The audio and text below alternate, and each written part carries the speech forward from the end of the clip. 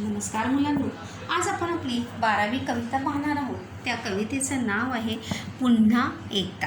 ही एक भाव कविता आहे. भाव कविता आहे मनातील भाव विचार सांगणारी अशी कविता आहे. मन को छू लेने वाली ऐसी ये कविता है.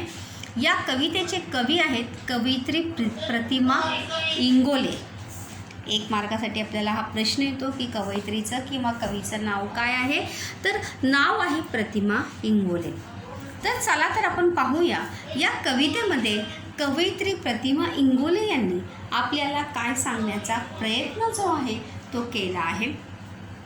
कवितेचा विषय बघा इथे दिलेलाच आहे, एक मार्कासाठी येतो.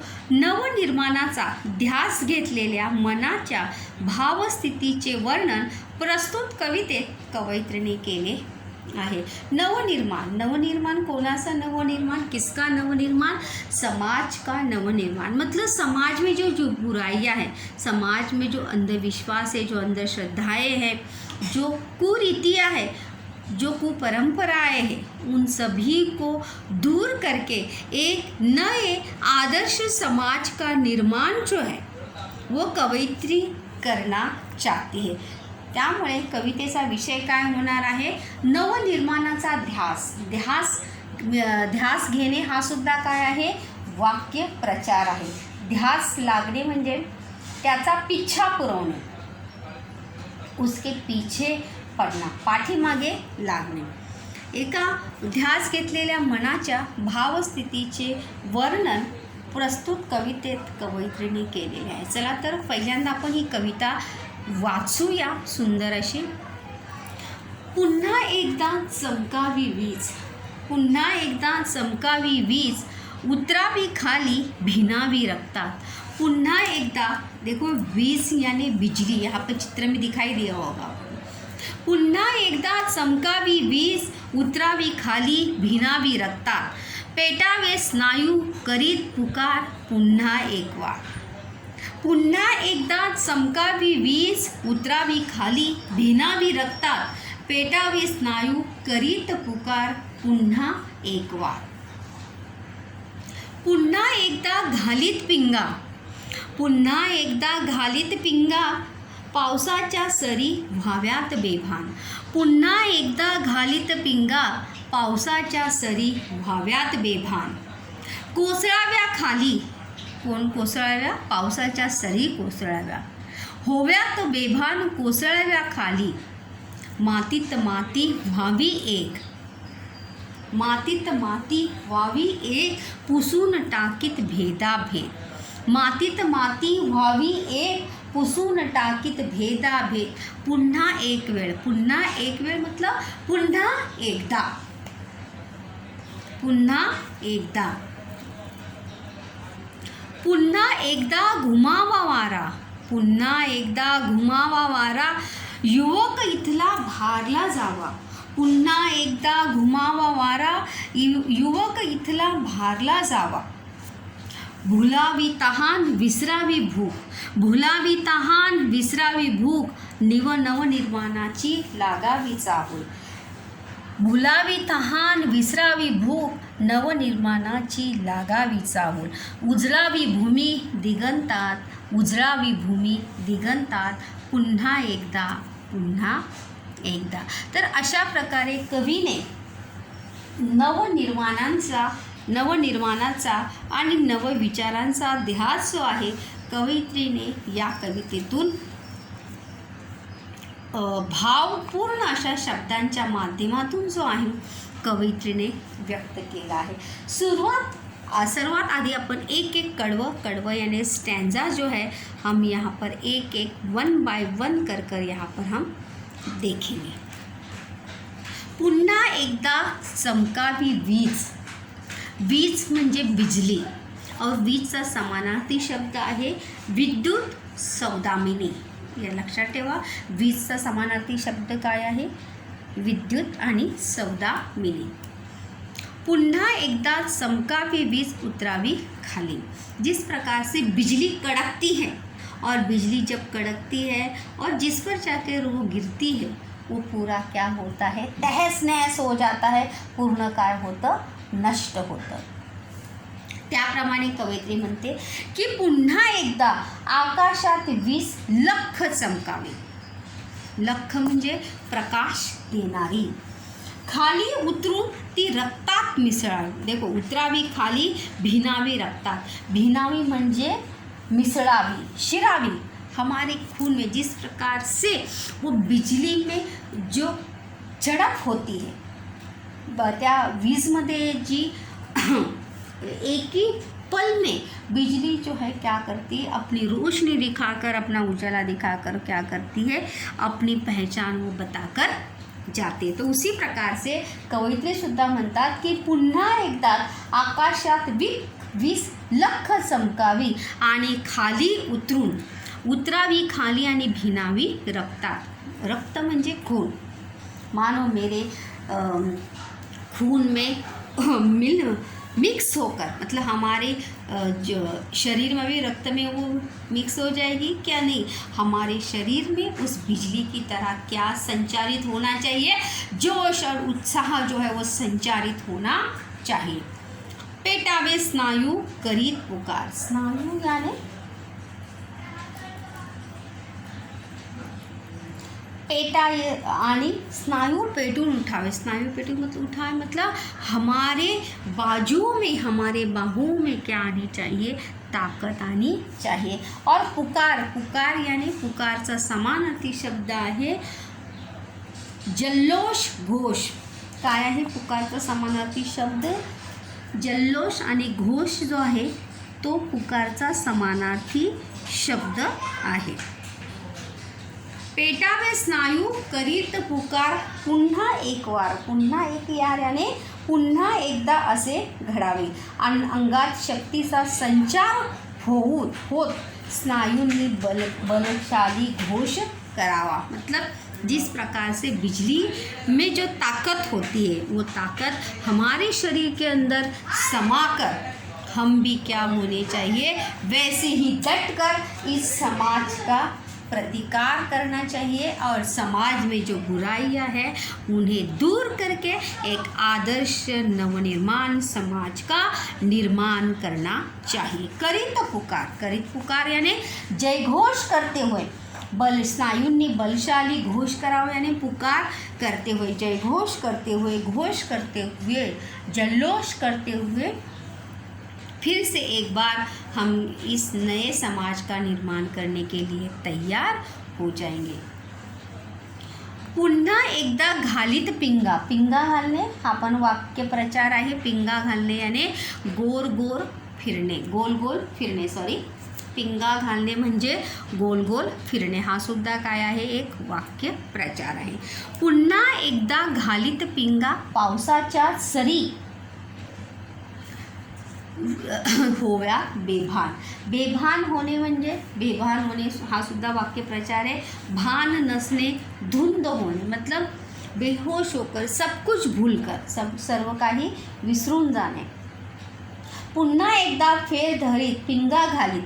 बारिश की देखो लहरें या बूंदें जब आती है तो एक ही तरीके से ऐसा गिरती है क्या ज़मीन पर, नहीं, अशा पूर्ण गोल फिरत बारिश की लहरें जो है वो ज़मीन पर गिरती रहते. तो उसी प्रकार से पुन्हा एकदा घालीत पिंगा पावसाच्या सरी व्हाव्यात बेभान कोसळाव्या खाली. खाली मतलब जमीन पर पिंगा घालीत पुन्हा एकदा फेर घालीत बेभान होकर, बेधुंद होकर, सब कुछ भूल कर बारिश की लहरें जो है वह ज़मीन पर गिरनी चाहिए. मातीत माती व्हावी एक पुसून टाकीत भेदा भेद. और जिस प्रकार से मातीत पायाखालची माती मातीत मिसळून जावी. हम सभी जानते हैं कि मिट्टी जो है बारिश के पानी में भीगने के बाद पूरी तरह से क्या होती है, एकत्रित हो जाती है. उसी प्रकार से मातीत माती व्हावी एक पुसून टाकीत भेदा भेद. ज्याप्रमाणे मातीत माती एक होते त्या प्रकारे आपण सुद्धा सगळे भेदाभेद काय केले पाहिजे, विसरून टाकले पाहिजे किंवा मिटून टाकले पाहिजे. पुसून टाकीत भेदाभेद. भेदाभेद मतलब वर्णभेद हे भेदाभेदचा समानार्थी शब्द काय आहे? फरक, अंतर. आपल्यामध्ये जे अंतर आहे, जे फर्क है, जो डिफरेंसेस है हमारे अंदर, फिर वो जातियों में हो, धर्मों में हो, पंथों में हो, अंधविश्वास, अंधश्रद्धा, इन सभी में जो भेद है, उन सभी भेदों को, अमीर गरीबी का जो भेद है, वो सभी भेद जो है भूलकर फिर से एक बार हम सब क्या होने चाहिए? एकत्रित होने चाहिए। क्योंकि जब तक हमारे मन में जाति भेद है, वर्ण भेद है, प्रांत भेद है, धर्म भेद है, अमीरी गरीबी का भेद है, तब तक हम कभी भी एकत्रित होकर नए समाज का नवनिर्माण जो है वो कभी भी कदापि भी कर सकते नहीं। इसलिए पुनः एक वेळ मतलब फिर से एक बार हम सभी को इन सभी भेदों को भुलाकर एकत्रित आने की आवश्यकता है। किसके लिए? नव समाज के नव निर्मिति के लिए हमें एकत्रित आने की आवश्यकता है।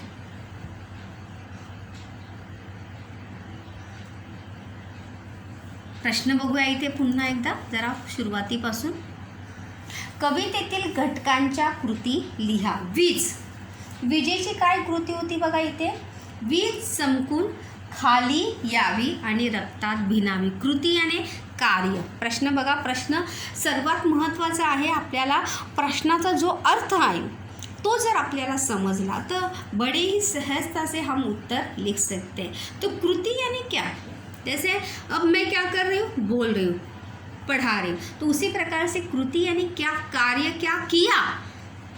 तर कवितेतील घटकांच्या कृती, तर विजेची कृती काय होती? वीज चमकून खाली यावी आणि रक्तात भिनावी। ही कोणाची कृती आहे? विजेची। कोणाची कृती आहे? विजेची। तर ये पहले स्टँजा में, पहिल्या कडव्यामध्ये कोणाची कृती होती? विजेची। सेकंड स्टँजा में देखेंगे बारिश, पाऊस। पावसाची काय कृती होती?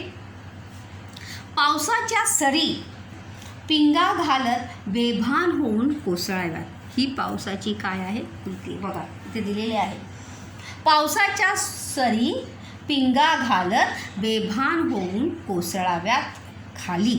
खाली म्हणजे कोठे? जमिनीवर।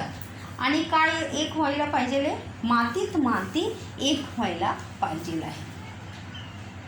त्यानंतर वीज चमकणे, परिणाम पण आपण जाणून घेऊया की परिणाम काय होणार आहे वीज चमकण्याचा? वीज चमकणे रक्तात भिनून स्नायू पेटावेत आणि घोष करावा, हा त्याचा काय होणार आहे? परिणाम होणार आहे। चला तर पुढे पाहूया। तीसरा स्टैंजा जो है हम यहाँ पर देखते हैं। यहाँ पर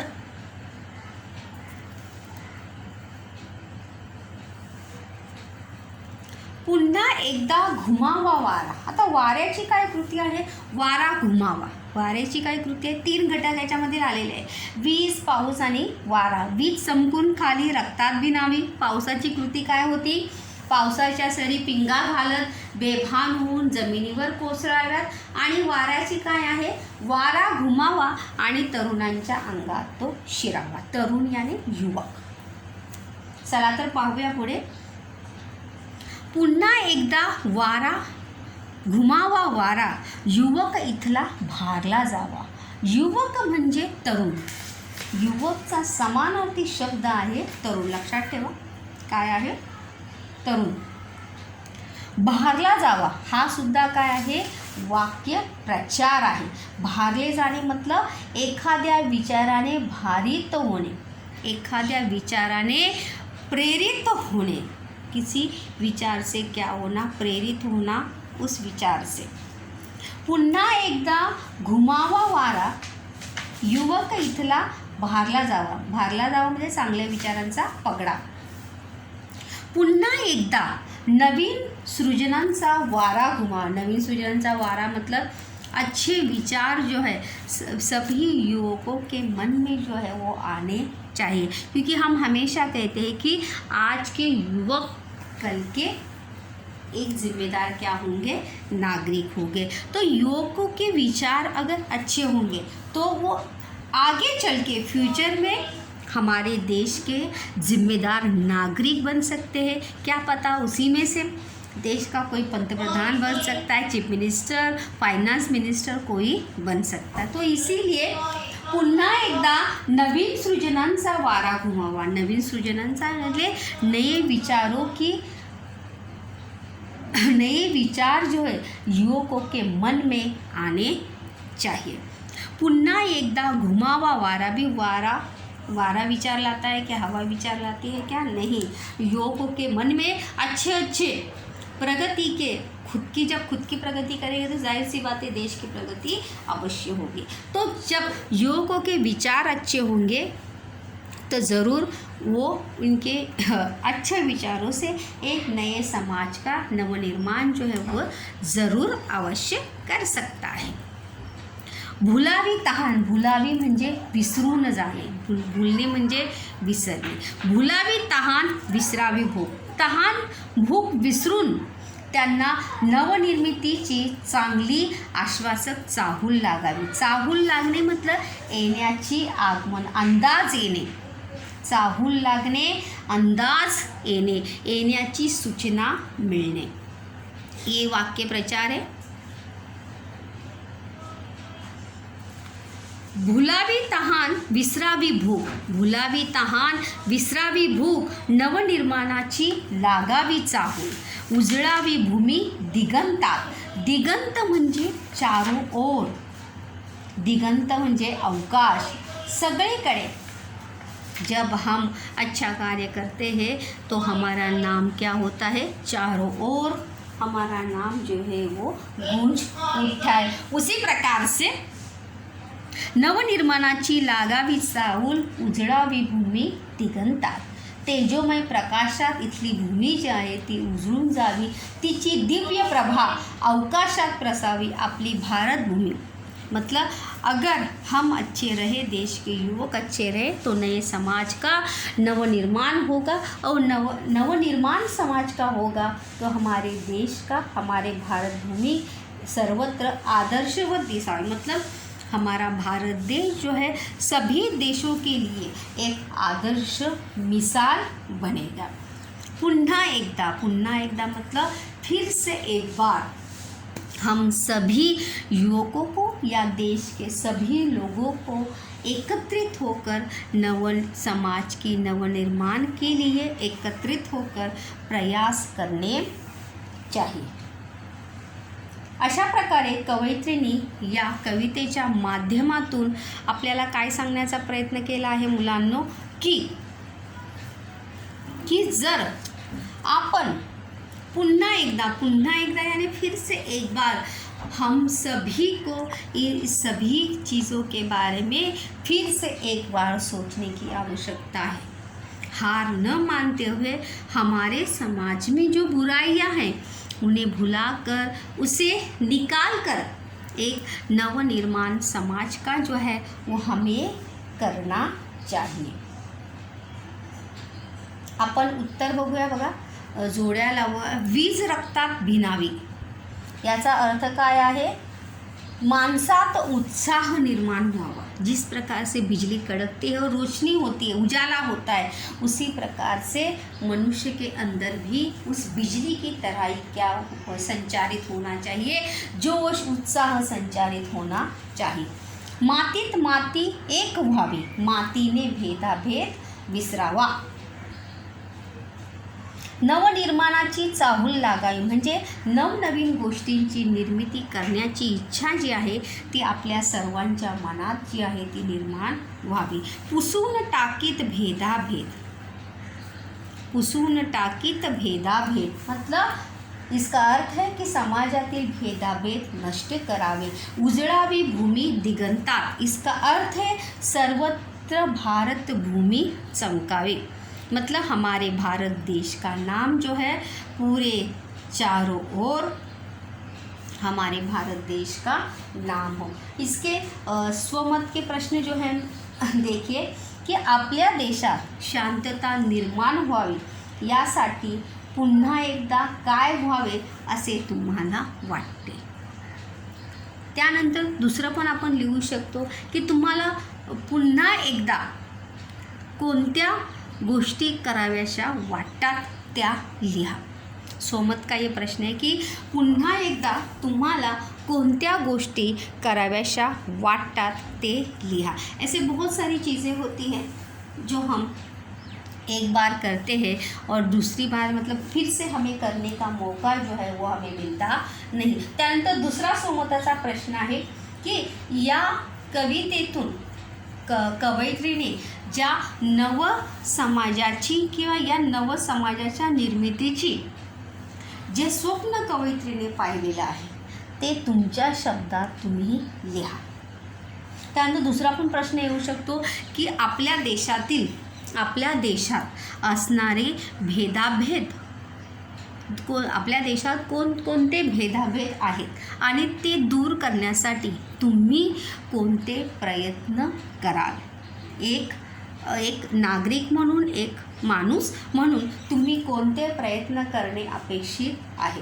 तर अशा प्रकारे मुलांनो पुन्हा एकदा ही कविता म्हणजे पुन्हा एकदा देखो कभी भी कोई चीज़ जो है वो समाप्त होती नहीं, अगर हम फिर से उसे करते हैं वो तो ज़रूर आपको अवश्य आती है। तो इस कविता से भी हमें क्या मूल्य सीखने को मिलता है की जर आपण पुन्हा एकदा प्रयत्न जर केला तर ती गोष्ट आपल्याला नक्कीच येणार आहे।